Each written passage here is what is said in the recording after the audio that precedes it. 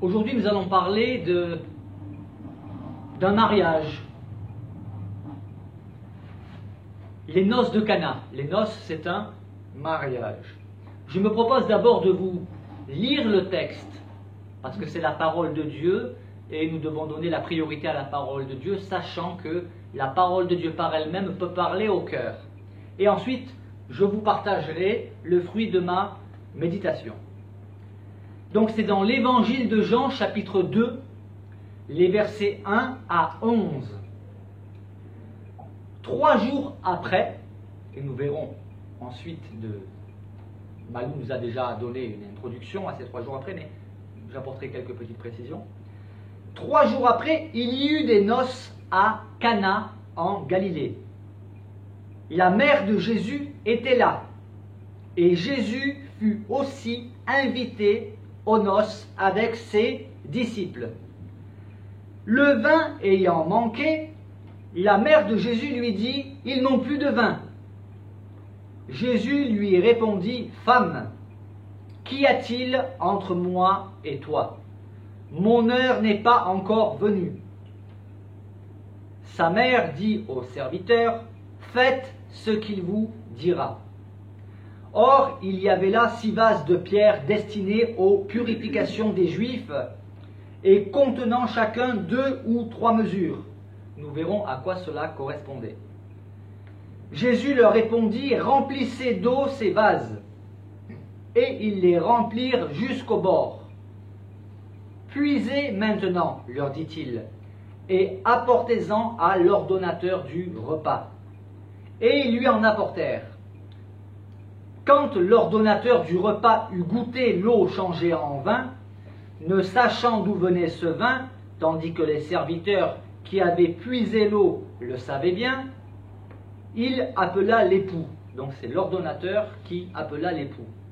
Et lui dit, « Tout homme sert d'abord le bon vin, puis le moins bon après qu'on s'est enivré. Toi, tu as gardé le bon vin jusqu'à présent. » Tel fut à Cana, en Galilée, le premier miracle que fit Jésus. Il manifesta sa gloire et ses disciples crurent en lui. Je ne suis pas certain de pouvoir aujourd'hui vous partager tout ce que j'ai pu tirer comme enseignement dans ce texte, tellement il est riche. Mais le fait est qu'il s'agit d'un mariage, Jésus est invité, sa mère est invitée, les disciples sont invités, il n'y a plus de vin, et Jésus va transformer de l'eau en vin pour un mariage. Alors, vous vous souvenez peut-être du dernier message que nous avons eu ici, il y a 15 jours. Qui s'en rappelle? Le dernier message que j'ai partagé, il y avait 15 jours, c'était « Avez-vous revêtu l'habit de noces ?» On avait parlé aussi de noces, les noces de l'agneau, celles qui auront lieu, j'espère le plus rapidement possible, mais on n'en est pas encore là. Ça sera la rencontre de l'épouse, c'est-à-dire l'Église, avec le Seigneur. Dans cette histoire qui nous intéresse aujourd'hui, il s'agit d'un mariage classique, ici-bas sur terre. Et les noces de Cana étaient le thème justement de notre mariage à mon épouse et moi. Pourquoi? Parce que nous voulions que Jésus soit l'invité d'honneur de notre mariage, car sans lui, nous ne nous serions jamais rencontrés. Et nous voulions manifester que Jésus avait toute sa place dans notre vie, dans notre foyer, mais non seulement toute sa place, mais que nous souhaitions qu'il ait la première place, car il en est digne. Je me propose à présent de reprendre ce texte que je viens de lire et essayer d'avancer verset par verset. Le verset 1 nous dit « 3 jours après, il y eut des noces à Cana en Galilée ». Alors 3 jours après quoi? Malou nous l'a rappelé, c'est 3 jours après la rencontre avec ses premiers disciples, notamment André, certainement Jean, puisqu'il y a un disciple qui n'est pas nommé, et nous pensons que c'est Jean, et Pierre, celui que Jésus appellera Pierre, mais qui s'appelait Simon. André était le frère de Simon-Pierre. Et donc 3 jours après cette rencontre, puisque nous savons que Nathanaël, lui, était de Cana. Donc c'est sur le chemin que Jésus a rencontré Nathanaël. Donc c'est 3 jours après la rencontre des premiers disciples. Il y eut des noces à Cana. Alors, des noces. En quoi consistaient les noces à cette époque? Eh bien, les mariages de l'époque duraient plusieurs jours. Aujourd'hui, un mariage, eh bien, c'est souvent le samedi, ça commence aux alentours de 11 heures, pour certains 14 heures ou 15 heures, la journée se termine et certains se retrouvent le lendemain, et puis ça s'arrête là. Mais à l'époque, les mariages duraient plusieurs jours, et aujourd'hui encore, en Orient, les mariages durent plusieurs jours, et ce sont vraiment de grandes réjouissances. Et c'était l'union entre un homme et une femme. Et non pas un homme et plusieurs femmes, ni même un homme avec un homme, ni même une femme avec une femme, même si je sais qu'il n'est pas de bon ton aujourd'hui de rappeler l'essence du mariage. Alors que savons-nous du village qui se nomme Cana? Eh bien, nous savons que Cana n'était pas très loin de Nazareth. C'était un petit village qui se situait à environ entre 6 et 14 km de Nazareth. Alors pourquoi entre 6 et 14? Parce qu'il y avait à l'époque 2 villages qui s'appelaient Cana, et le plus loin se trouvait à 14 km et le plus proche à 6 km. Donc que ce soit l'un ou l'autre, cependant ce n'était pas loin de... C'est un village qui n'était pas loin de Nazareth. Et vous allez voir que cela a de l'importance. Puisque la suite nous dit que la mère de Jésus était là, et que Jésus fut aussi invité aux noces avec ses disciples. Savez-vous quel était le métier de Jésus avant de commencer son ministère? Charpentier. Voilà, il était charpentier. Il était charpentier à Nazareth. Et il a grandi à Nazareth. Il n'est donc pas difficile de comprendre que les habitants de Nazareth et des villages alentours connaissaient Jésus depuis le nombre d'années qu'il habitait. Et pourquoi était-il invité à ces noces? Par déduction. Il est tout à fait logique de penser qu'il s'agissait de personnes qu'il connaissait, des amis, peut-être même de la famille, des cousins. Le texte ne nous le dit pas. Cependant, on invite à notre mariage des personnes qu'on apprécie, des personnes qu'on connaît, normalement. Et la présence de Marie est importante, et nous allons le voir. Et voici qu'il y a un souci. Alors on ne sait pas au bout de combien de jours, enfin à partir de combien de jours Jésus et sa mère sont arrivés aux noces. Était-ce au début, au milieu, vers la fin? Je pense plutôt vers le 2e ou 3e jour. C'est un avis personnel. Pourquoi? Parce que le texte nous dit qu'il n'avait plus de vin. Cela pose aussi la question, mais je vais le développer après. Comment se fait-il qu'il n'y avait plus de vin? Le fait est que le texte nous dit qu'il manquait de vin. Et le vin ayant manqué, la mère de Jésus lui dit, ils n'ont plus de vin. Comment Marie savait-elle qu'il n'y avait plus de vin? Eh bien, d'après les commentaires que j'ai pu lire, il semblerait qu'il y avait les femmes qui étaient souvent proches de celui qu'on appelait l'ordonnateur du repas. Vous savez, en tant que femmes, elles aiment bien participer à l'organisation du mariage. Et donc, elle était parmi les premières personnes au courant qu'il manquait du vin. Que fait-elle? Alors, pourquoi le vin a manqué? Il ne faudrait pas penser qu'il s'agissait là d'un groupe de familles d'alcooliques. Cependant, le vin réjouit le cœur, et dans les grandes occasions, il était permis de boire du vin. Pas de s'enivrer au point de devenir torchon, chiffon, carpette, comme on l'entend dans un sketch très connu des Inconnus, mais il était tout à fait compréhensible que pour un mariage, sans boire au point de devenir ivre-mort, on pouvait boire au point d'être suffisamment réjoui. Donc le vin manquait. La raison du manque du vin ne nous est pas donnée, on peut juste émettre des hypothèses. Nous savons que c'est l'époux qui était chargé de fournir le vin. Avait-il sous-évalué le nombre d'invités, la quantité qu'il fallait? Nous ne le savons. Mais les faits bibliques qui nous sont rapportés dans la Bible, c'est que le vin manquait. Il faut garder à l'esprit que Jésus jamais n'aurait encouragé à l'ivrognerie. Il faut garder cela à l'esprit. Cependant, Jésus va transformer l'eau en vin. C'est ce que nous allons voir. Alors la question qu'on peut se poser, c'est pourquoi Marie, la mère de Jésus, est-elle allée informer Jésus qu'il n'y avait plus de vin? Nous savons que, puisque les textes ne parlent plus de Joseph, certainement, il est évident que Joseph, le père adoptif de Jésus, n'était plus de ce monde. Jésus étant le fils aîné, était le responsable, par procuration, si on peut dire, du foyer. Et en tant que bonne mère, elle va voir son fils aîné, Jésus. Il y a un problème. Mais peut-être aussi avait-elle certaines espérances, et nous allons le voir, des espérances particulières.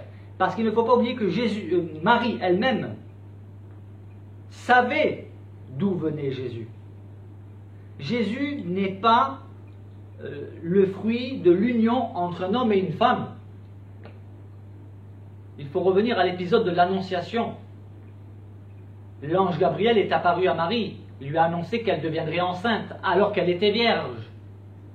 Et cet enfant qu'elle a porté et auquel elle a donné la vie ne venait pas d'un homme, mais du Saint-Esprit. Et elle avait gardé dans son cœur tout ce qui lui avait été dit à la naissance de Jésus. Elle savait qu'il était le Sauveur. Quand viendrait le temps du début de son ministère, elle savait que c'était le début, puisque Jésus commençait à avoir des disciples. Donc, il est naturel qu'elle aille voir Jésus, parce que ne plus avoir de vin, alors que les noces n'étaient pas terminées, pouvait poser un problème pour la réputation du marié, et cela aurait gâché la fête. Et Jésus aurait-il une solution? Jésus a toujours une solution. Cependant, au verset 4, il y a cette parole qui peut nous apparaître choquante. Donc Marie va voir Jésus en lui disant « Ils n'ont plus de vin » et Jésus lui répondit « Femme, qu'y a-t-il entre moi et toi?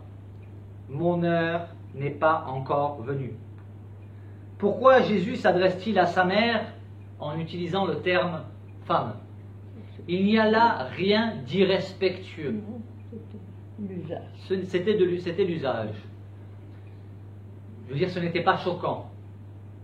Cependant, il y a quand même dans cette phrase une limite que Jésus va imposer à sa mère. Lorsqu'il lui dit par contre, qu'y a-t-il entre moi et toi, il y a ici quand même un reproche. Nous trouvons par exemple cette expression dans 1 roi, par exemple le premier livre des rois, où au chapitre 17, verset 18, nous voyons par exemple qu'il s'agit d'une femme qui a perdu son enfant et qui s'adresse à Élie, le prophète. Elle lui dit « Qu'y a-t-il entre moi et toi, homme de Dieu? Es-tu venu chez moi pour rappeler le souvenir de mon iniquité et pour faire mourir mon fils ?» Cette femme venait de perdre son fils. Un fils qu'elle n'avait pas demandé et que Élie lui avait annoncé qu'elle aurait. Et on voit cette expression « Qu'y a-t-il entre moi et toi ?» C'est une expression que nous retrouvons aussi dans un autre texte, dans le 2e livre des rois, où Élisée dit au roi d'Israël, qui était Akab à l'époque, « Qu'y a-t-il entre moi et toi ?» Où est le problème? Jésus lui dit donc, « Femme, qu'y a-t-il entre moi et toi ?» Il y a ici une notion certaine d'un reproche. Il veut lui imposer des limites. Et il explique pourquoi mon heure n'est pas encore venue. Donc, sans être irrespectueux, Jésus marque les limites de sa relation avec celle qu'il a enfantée. Mais en tant que Messie à présent, il veut lui rappeler les limites. Nous pouvons lire par exemple dans Jean, au chapitre 19, versets 26-27, là c'est pour rappeler que l'expression femme n'a rien de choquant. Jésus, voyant sa mère et auprès d'elle le disciple qu'il aimait, dit à sa mère, femme, voilà ton fils, puis il dit au disciple, voilà ta mère. Sur la croix. Oui, oui, sur la croix, là c'est beaucoup plus loin. Et dès ce moment, le disciple l'a pris chez lui. Je cite ce verset pour vraiment insister sur le fait qu'il lui a dit femme n'a rien de choquant. Donc lorsque Jésus lui dit, qu'y a-t-il entre moi et toi, ce n'est pas une question. Il s'agit davantage d'une affirmation sous forme interrogative.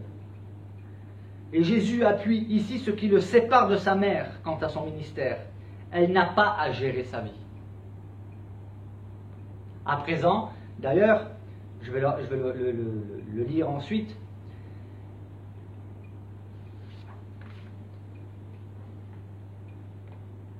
Je cherche le texte.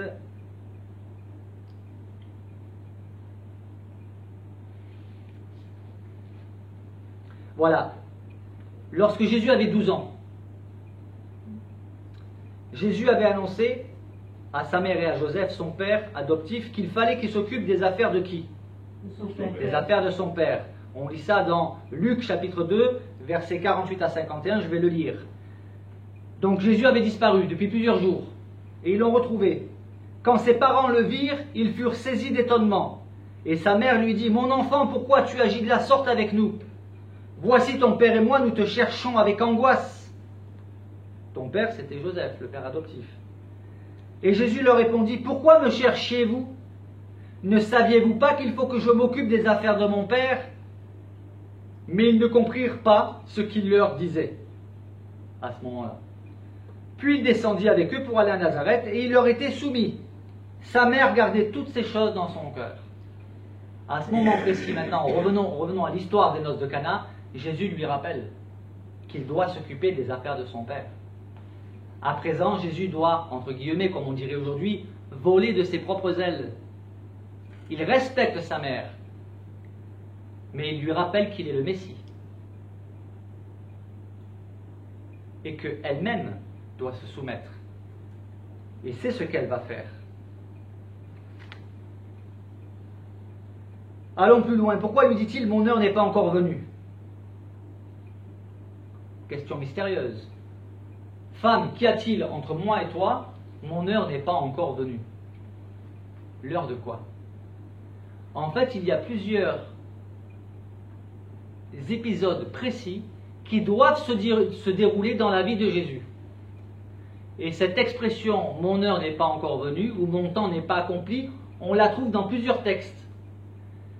Ce n'est pas à sa mère, Marie, de gérer son planning, de gérer le calendrier divin. Il est pleinement soumis à son Père céleste, et c'est le Père céleste qui gère le planning de son Fils, et pas la mère. Nous voyons par exemple,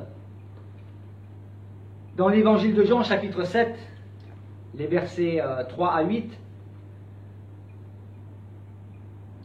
ses frères lui dirent, « Pars d'ici et va en Judée, afin que tes disciples voient aussi les œuvres que tu fais. Personne n'agit en secret lorsqu'il désire paraître. » On voit que ses frères d'ailleurs ne croyaient pas en lui, en tant que Messie.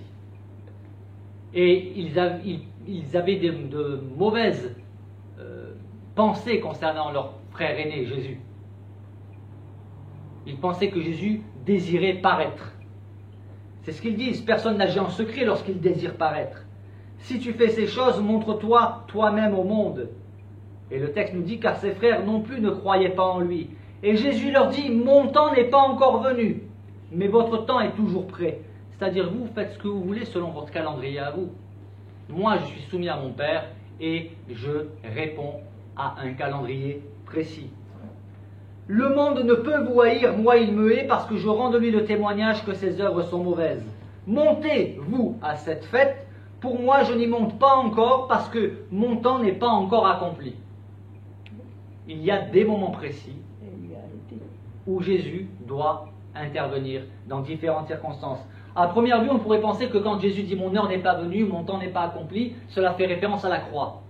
Mais vu qu'il le dit plusieurs fois, à plusieurs reprises dans des textes, et qu'il va quand même, nous savons, monter à cette fête, c'est que finalement il y a des épisodes très précis qui doivent se dérouler à des instants précis. Et la rencontre avec la Samaritaine était un moment précis. Ce n'était pas avant, ce n'était pas après. Il y a des rencontres précises. Avec Nathanaël, c'était une rencontre précise. Et sa mère, Marie, qu'il faut le rappeler, était une femme de foi. Une grande femme de foi. Puisqu'elle a accepté ce que l'ange lui a annoncé, au risque de subir l'opprobre et les médisances et les calomnies, vu qu'elle était enceinte sans être mariée. Et puis, lorsque Jésus s'adresse à elle de cette manière, en lui disant « Femme, qu'y a-t-il entre moi et toi ?», elle aurait pu se vexer. Il lui dit « Mon heure n'est pas encore venue. » Non, Marie, qui avait gardé toutes ces choses dans son cœur, ces choses qu'elle avait vécues à la naissance de Jésus, se souvient. Et elle prend une décision d'accepter ce que son fils lui dit. Et elle va donner une consigne aux serviteurs. Faites ce qu'il vous dira. Et aujourd'hui encore, nous devons faire ce que dit Jésus. Faites ce qu'il vous dira. Elle se retire. Elle se met en retrait. Faites ce qu'il vous dira. Cette parole doit résonner encore aujourd'hui pour nous. Si la mère de Jésus a dit « Faites ce qu'il vous dira », nous devons faire ce que dit Jésus.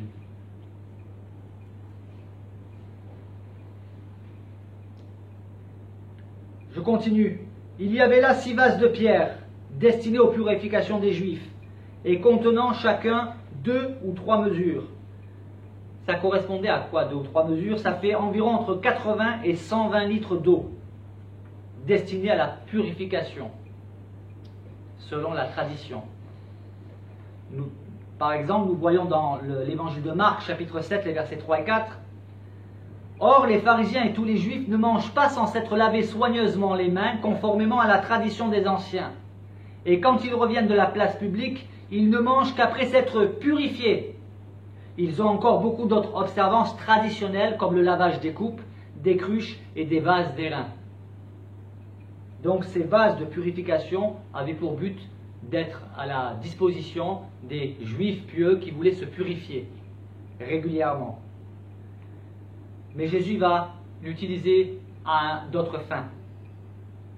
Jésus dit aux serviteurs « Remplissez d'eau ces vases » et ils les remplirent jusqu'au bord. Pourquoi Jésus leur dit de remplir ces vases avec de l'eau? Parce que c'était l'usage principal, les remplir d'eau. Les serviteurs devaient peut-être se poser la question, mais que va-t-il donc faire? Il manque du vin, il nous dit de remplir ces vases avec de l'eau. Et on peut se poser la question aussi, comment Jésus peut-il utiliser des vases destinés à la purification des Juifs pour faire ce qu'il va faire, transformer l'eau en vin? N'est-ce pas sacrilège? Non, ce n'est pas sacrilège, parce que Jésus est qui? Il est Emmanuel, Dieu avec nous. Jésus est la parole faite chair. Et ce qu'il déclare pur n'est jamais impur. Et nous savons aussi que Jésus a déclaré être lui-même le maître du sabbat. Comment expliquer par exemple que les serviteurs aient obéi sans broncher? Il ne faut pas oublier que Jésus avait une saine et sainte autorité. Et puis c'est leur rôle en tant que serviteurs d'obéir. Qui plus est à un rabbin, puisque Jésus commençait à avoir des disciples. Donc, il devait obéir. Peut-être pensait-il qu'il allait accomplir un rite de purification. Mais il va plus loin, il leur dit « Puisez maintenant et apportez-en à l'ordonnateur du repas ». Alors, comment aurions-nous réagi, nous, à la place des serviteurs? En effet, il manque du vin, ils ont rempli des vases de pierre avec de l'eau, et Jésus leur dit de puiser de l'eau et d'en apporter à l'ordonnateur du repas. Comment aurions-nous réagi? Il faut se transporter dans cette histoire. Il fallait de la foi, obéir, et certainement que Jésus avait éveillé leur curiosité. Cependant, ses serviteurs ont manifesté du moins l'obéissance, peut-être même de la foi, sans comprendre ce qui allait se passer. Et qui est donc cet ordonnateur du repas? Qu'est-ce que c'est un ordonnateur du repas? Alors c'était souvent un membre de la famille ou un ami proche, à qui était confiée la responsabilité de l'organisation, logistique si on peut dire. mais il avait aussi la charge de veiller à ce qu'il ne manque rien. Et il devait veiller aussi à la consommation du vin. Joyeux, oui. On pouvait boire pour les fêtes, au point d'être joyeux, mais pas ivre-mort. C'était une des responsabilités de l'ordonnateur du repas. Et il goûtait aussi le vin. Il goûtait la qualité du vin. Et d'ailleurs, le verset 9 nous dit, quand l'ordonnateur du repas eut goûté l'eau changée en vin, ne sachant d'où venait ce vin, tandis que les serviteurs qui avaient puisé l'eau le savaient bien, qu'est-ce qu'il fait l'ordonnateur? Il ne s'adresse pas à Jésus, il ne sait même pas que c'est Jésus qui a fourni ce vin. Il appelle l'époux, le marié. C'est là qu'on comprend que c'est le marié qui avait la responsabilité de fournir le vin. Et il lui dit, tout homme sert d'abord le bon vin, puis le moins bon après quand on s'est enivré. Enivrer, ça ne veut pas dire être au point d'ivre-mort. C'est-à-dire quand on a bu suffisamment pour être, on va dire, dans une certaine ivresse, mais qui reste quand même dans les limites de l'acceptable. Et il lui dit, toi tu as gardé le bon vin jusqu'à présent. Donc ce que nous comprenons déjà, c'est que nous savons qu'il y avait de l'eau dans les vases, et que c'est du vin qui a été apporté à l'ordonnateur du repas. C'est un miracle. Rien n'est impossible à Jésus. Et il le manifeste clairement ici. L'ordonnateur, lui, ne savait pas du tout d'où venait ce vin. Et il s'agit d'un des vins les plus précieux qui soit. Sont-ils conscients, ceux qui ont bu ce vin, que c'était un vin, on peut dire céleste? C'était de l'eau transformée en vin par Jésus. Cela nous interpelle sur le fait que, aujourd'hui, sommes-nous conscients du sacrifice de Jésus-Christ? Sommes-nous conscients qu'il nous suffit de boire, c'est une image allégorique, ce vin, pour nous réjouir, pour l'éternité, de cette joie céleste?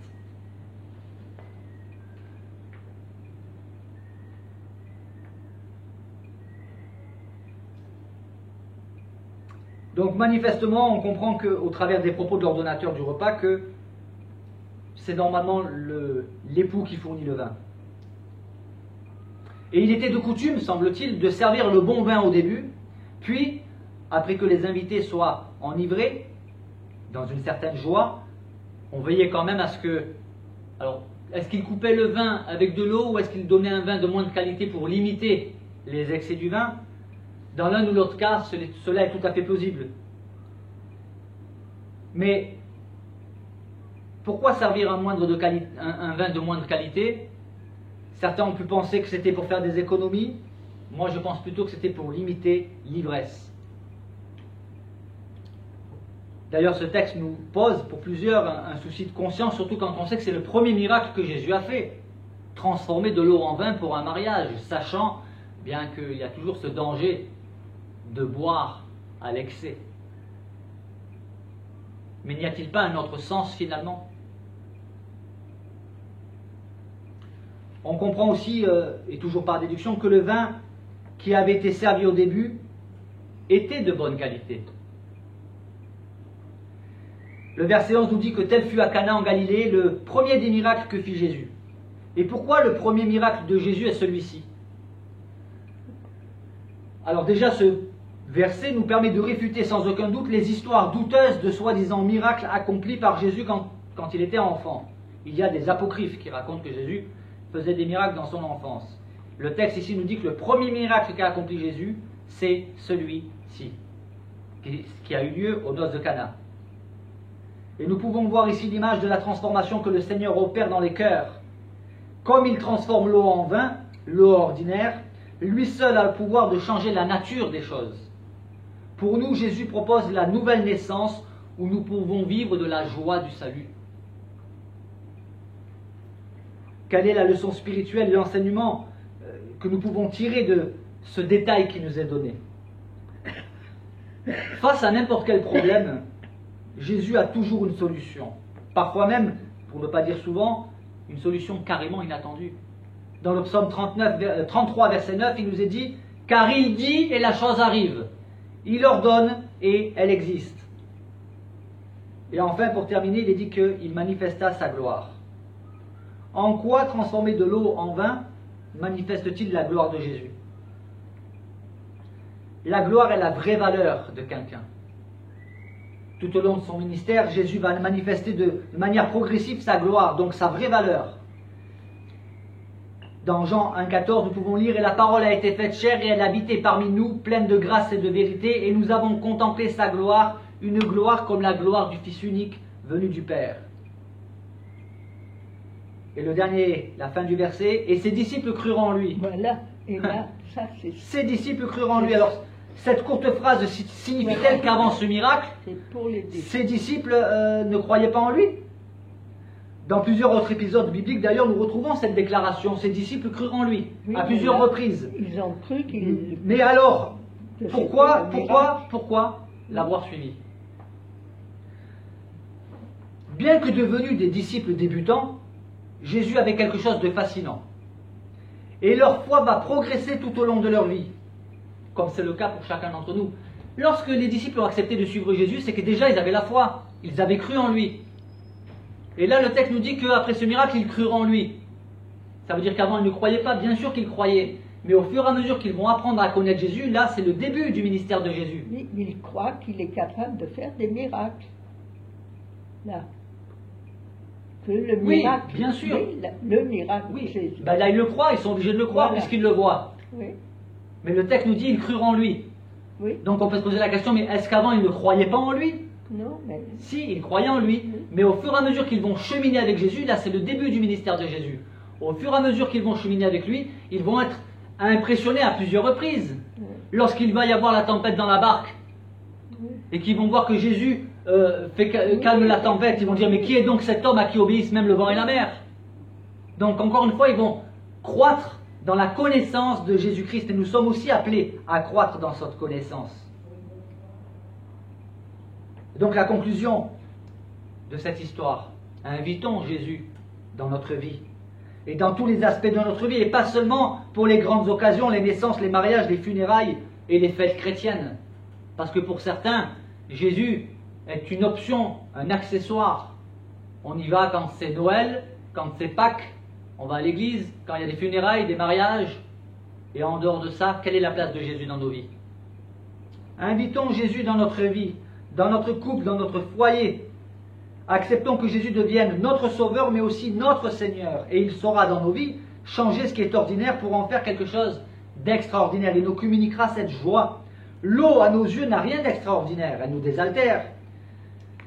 Et le vin non plus n'a rien d'extraordinaire. Mais une eau changée instantanément en vin, voilà un miracle.